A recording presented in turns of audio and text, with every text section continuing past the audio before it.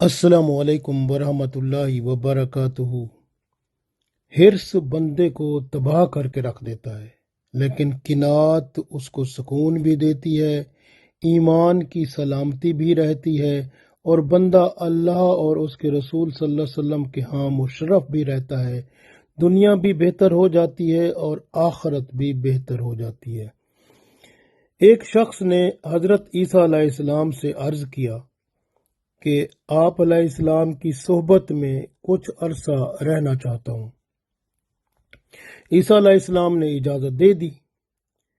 وہ آپ علیہ السلام کے ساتھ کسی سفر میں روانہ ہوا۔ زاد راہ میں صرف 3 روٹیاں تھیں۔ دونوں نے 2 روٹیاں کھا لیں دریا کے کنارے پر، اور صرف 1 روٹی بچ گئی۔ حضرت عیسیٰ علیہ السلام کسی ضرورت کے پیش نظر وہاں سے چلے گئے۔ تھوڑی دیر بعد جب واپس آئے تو وہ روٹی آپ علیہ السلام کو نظر نہ آئی۔ آپ علیہ السلام نے حواری سے پوچھا کہ وہ روٹی کس نے لے لی؟ حواری نے کہا، مجھے نہیں معلوم۔ آگے روانہ ہو گئے۔ ایک ہرن 2 بچوں کے ساتھ آ رہا تھا۔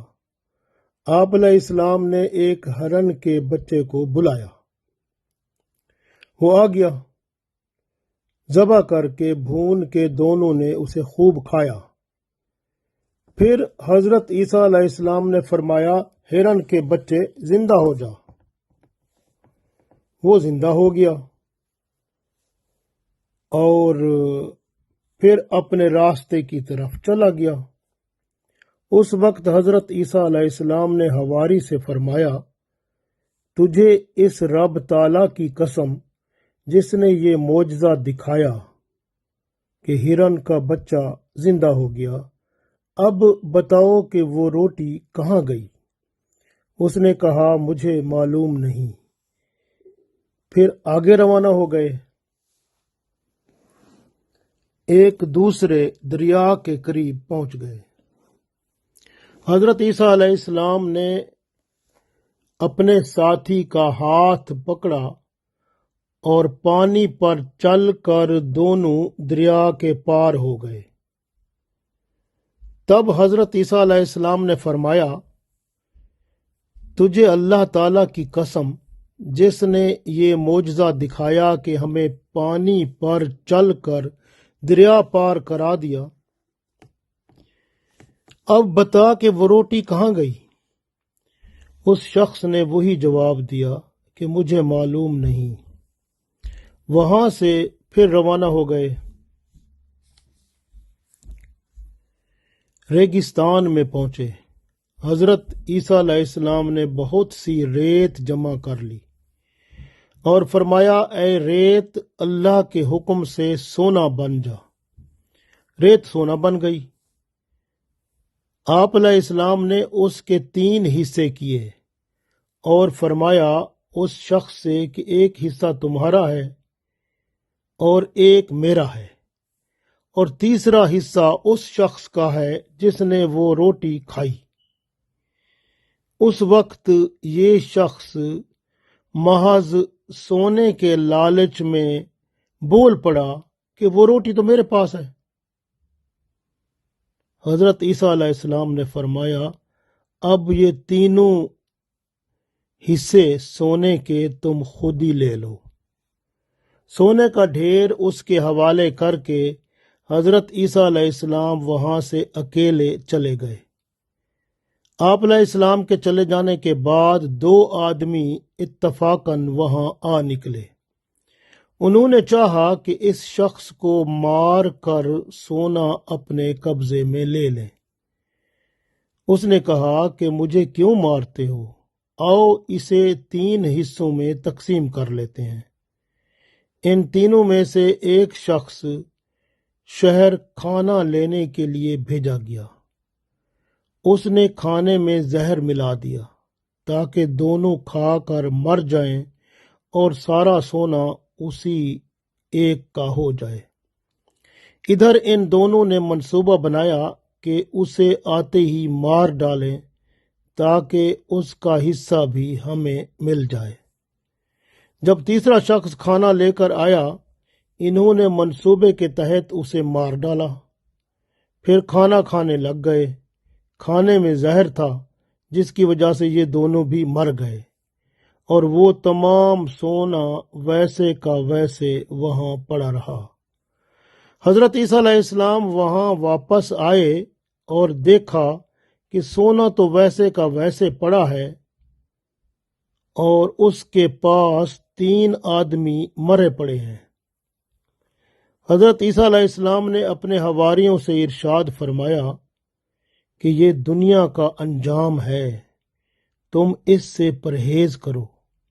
مال کا لالچ بندے کو تباہ کر کے رکھ دیتا ہے، اور یہی بات قرآن پاک میں اللہ تعالیٰ نے ارشاد فرمائی، جس میں پوری سورت قرآن پاک کی اسی لالچ اور حرص کو ختم کرنے کے لیے ارشاد فرمائی۔ آؤ آج ہم اسی سورت کو ہی ساتھ پڑھ لیتے ہیں۔ اللہ تعالیٰ ارشاد فرماتا ہے قرآن پاک میں سورہ تکاثر۔ تکاثر کا مطلب ہی ہے کہ حرص، لالچ، اور اس حرص اور لالچ میں اور زیادہ ہوتے جانا۔ اللہ تعالیٰ ارشاد فرماتا ہے اعوذ باللہ من الشیطان الرجیم بسم اللہ الرحمن الرحیم الہاکم التکاثر، ہلاک کر دیا تمہیں اس حرص کی زیادتی نے۔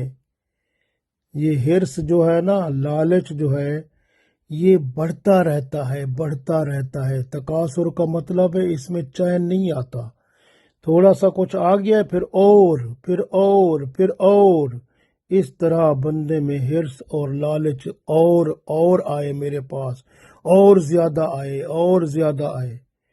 جس طرح رسول اللہ صلی اللہ علیہ وسلم فرماتے ہیں کہ اگر بندے کے پاس سونے کی 2 وادیاں ہوں تو تیسری کی وہ جو ہے وہ خواہش رکھے گا۔ یہ وہی بات ہے کہ بندہ جو ہے وہ کہے گا اور میرے پاس آئے۔ تکاثر اور یعنی کہ مال کی زیادتی، دنیا کا مال میں اتنا لالچ اور حرص کے زیادتی پر زیادتی بندہ چاہتا ہے، اور یہی اس کو تباہ کر کے رکھ دیتی ہے۔ الہاکم التکاثر، تباہ کر کے رکھ دیا، ہلاک کر دیا تمہیں اس حرص کی زیادتی نے، حرص اور لالچ اور تما نے۔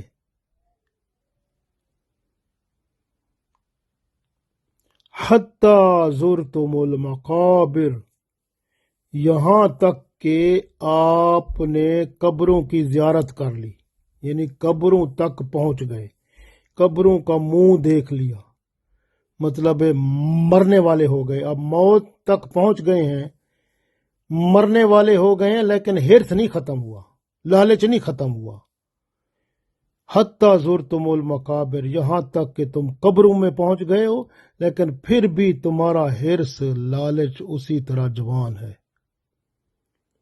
تو یہ لالچ، حرص جو ہے یہ بندے کا مٹی ہی بھرتی ہے، کیونکہ قبر میں جاتا ہے نا تو مٹی اس پر آتی ہے، تو مٹی ہی اس کو بھرتی ہے۔ یہ بندے کا لالچ اور حرص اور طمع یہ نہیں بھرتا، مٹی سے ہی بھرتا ہے۔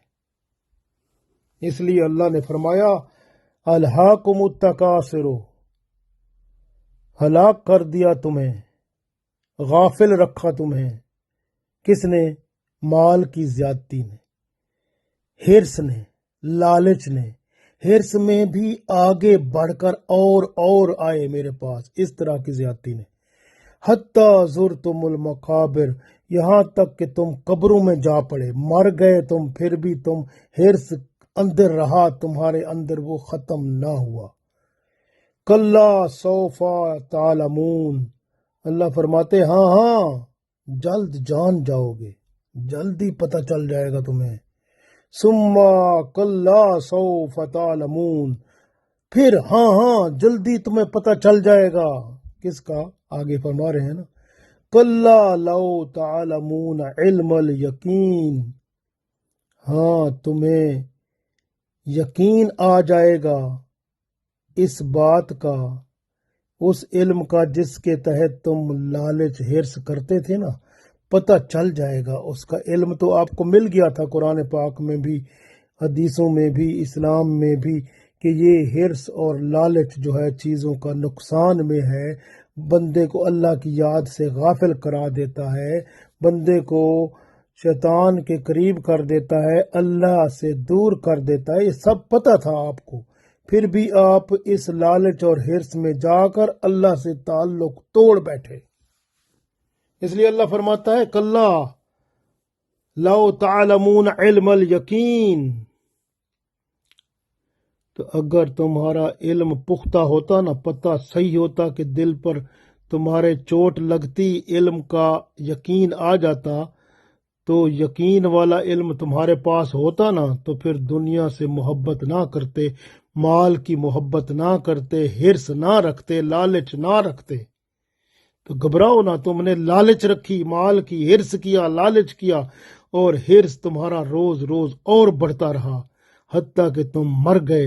اس لیے اللہ فرماتا ہے لَتَرَوُنَّ الْجَحِيمَ، پس تم ضرور جہنم کو دیکھو گے، دوزخ کو دیکھو گے۔ ثُمَّ لَتَرَوُنَّهَا، ہاں بے شک تم عین الیقین، اپنی آنکھ سے دیکھ کر یقین کر لو گے، آنکھ سے دیکھو گے، وہ بھڑک رہی ہوگی، تم دیکھو گے جا کے، مرنے کے بعد ادھر جانا ہی ہے نا، تو یہ جا کر دیکھو گے۔ تو اللہ فرماتا ہے یہ سارا جہنم میں جانا ہے، پھر اس میں جو ہے نا تمہیں پتہ چل جائے گا۔ ثم لتسألن یومئذ عن النعیم، ثم پھر لتسألن، پھر تم سے سوال کیا جائے گا، یومئذ اس دن، یعنی قیامت کے دن، عن النعیم، اللہ نے جو تمہیں نعمتیں دی ہیں نا اس کا پوچھا جائے گا کہ اللہ نے تمہیں زندگی دی، زندگی جو ہے اس کے سانس کتنے ہیں، کیا کیا ہر لمحے آپ نے کیا، ہر لمحہ ہر وقت آپ نے کن کاموں میں گزارا، پوچھا جائے گا نا۔ زندگی کو کدھر گزارا، کن کاموں میں صرف کیا۔ جوانی دی تھی، جوانی میں طاقت بڑی عروج پہ ہوتی ہے ہر چیز، جوانی کو تم نے کہاں گزارا؟ اللہ کی عبادت کی، اللہ کے حکم پر چلے، یا اپنی خواہشوں پہ پورے چلتے رہے، اپنی مرضی کرتے رہے؟ جوانی کہاں گزاری؟ پھر صحت دی تھی اللہ نے، صحت بھی کہاں گزاری؟ دیکھو صحت جو ہے اللہ تعالیٰ صحت دیتا ہے نا، صحت بہت سارے لوگ بیمار ہوتے ہیں، آپ کے پاس صحت ہے اور توانائی طاقت ہے، صحت بھی ہے طاقت بھی ہے، نماز نہیں پڑھنی پھر بھی ہے نا، نماز نہیں پڑھنی، اللہ کے کام نہیں کرنے، اپنی مرضی کرنی ہے اور عیاشی کرنی ہے، تو پھر اللہ پوچھے گا نا یہ سارا آپ نے نہ صحت بھی تھی، توانائی بھی تھی، طاقت بھی تھی، حتیٰ کہ بعض لوگ ہوتے ہیں ان کے پاس فارغ وقت ہوتا ہے، وہ فارغ وقت میں وہ ڈرامہ دیکھنا شروع کر دیتے ہیں، ٹی وی چل پڑتا ہے، وہ فلم دیکھنا شروع کر دیتے ہیں، موبائل اٹھا کے اس کے اوپر گھنٹے گھنٹے بیٹھے رہتے ہیں، پتہ نہیں کیا کیا دیکھتے رہتے ہیں، لیکن یہ تکلیف نہیں ہوتی کہ اٹھ کر قرآن پاک کی 2-4 لائنیں پڑھ لیں اور اس کو سمجھ لیں اور اس پر عمل کر کے اللہ کے قریب پہنچ جائیں، یہ نہیں کام کرنا ہوتا۔ تو اس لیے اللہ فرماتا ہے ٹھیک ہے، پھر فارغ وقت جو ہے تمہارے پاس ہوتا ہے، اس میں بھی فائدہ نہیں اٹھایا تم نے، تو گھبراؤ نا، جو تمہارے پاس جو اللہ کی نعمتیں ہیں نا، یہ ہاتھ بھی اللہ کے دیے ہوئے ہیں، آنکھیں بھی اللہ کی دی ہوئی ہیں، کان بھی اللہ کے دیے ہوئے ہیں، سارے جسم کے اعضاء اللہ کے دیے ہوئے ہیں، ان کا شکر تم نے کیسے ادا کیا؟ ان کا نہ تم نے شکر ادا کیا، نہ ان کو اللہ کی راہ میں چلا کر اللہ کے ہاں ان کو مسلمان کیا۔ مسلمان کا مطلب ہے اللہ کے حکم پر چلنے والا۔ اپنے ہاتھوں کو تم نے اللہ کے حکم پر نہ چلایا، اپنی آنکھوں کو اللہ کے حکم پر نہ چلایا، اپنے کانوں کو اللہ کے حکم پر نہ چلایا، اپنی زبان کو اللہ کے حکم پر نہ چلایا، تو دیکھو تو صحیح تمہارے دل بھی اللہ سے غافل ہیں، ادھر بھی تم نے اللہ کی محبت کو نہ رکھا، لوگوں کی محبت کو رکھا، دوسروں کی، عورتوں کی، چیزوں کی، اور عورتیں ہیں تو مردوں کی، لڑکوں کی، ان کی محبتوں کو اندر سنبھال کے رکھا اور اللہ کا شریک بنائے اور اللہ سے دور ہو گئے، شیطان کے قریب ہو گئی۔ یہ پھر اللہ پوچھے گا، سارے ہر نعمت کا سوال ہونا ہے، جو نعمت رب نے دی ہے نا، یہ سوال سارا وہاں پہ ہونا ہے۔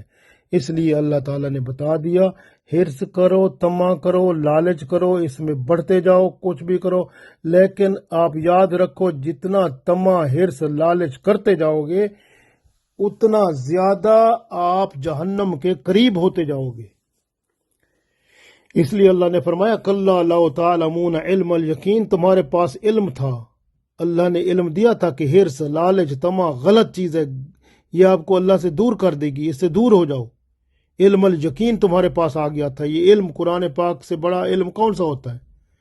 اللہ تعالیٰ نے یہ علم دے دیا، یہ یقین کا علم آیا، اور پھر اللہ نے فرمایا ٹھیک ہے، پھر اگر تم نے یہ بات نہیں مانی نا تو گھبراؤ نہیں، کوئی بات نہیں، لَتَرَوُنَّ الْجَحِیمَ، پھر تم دوزخ کو ضرور دیکھو گے، ثُمَّ لَتَرَوُنَّهَا عَیْنَ الْیقین، پھر تم آنکھ سے دیکھو گے، آنکھوں سے، آنکھ سے دیکھ کر یقین آئے گا۔ پھر اس کے بعد ایک اور ہوتا ہے حق الیقین، اس کے اندر جا کر اس کی لذت دیکھو گے، کیسے وہ پھر اپنے آپ کو برن کرتی ہے، اپنے جلاتی ہے، اس کا درد دیکھو گے، برداشت کرو گے نا، پتہ چلے گا۔ پھر اس لیے لالچ حرص طمع جو ہے کرتے جاؤ، پھر دنیا میں اور زیادہ ڈوبتے جاؤ اور اللہ سے دور ہوتے جاؤ، پھر ٹھیک ہے ساری چیزوں کا حساب دینا ہے۔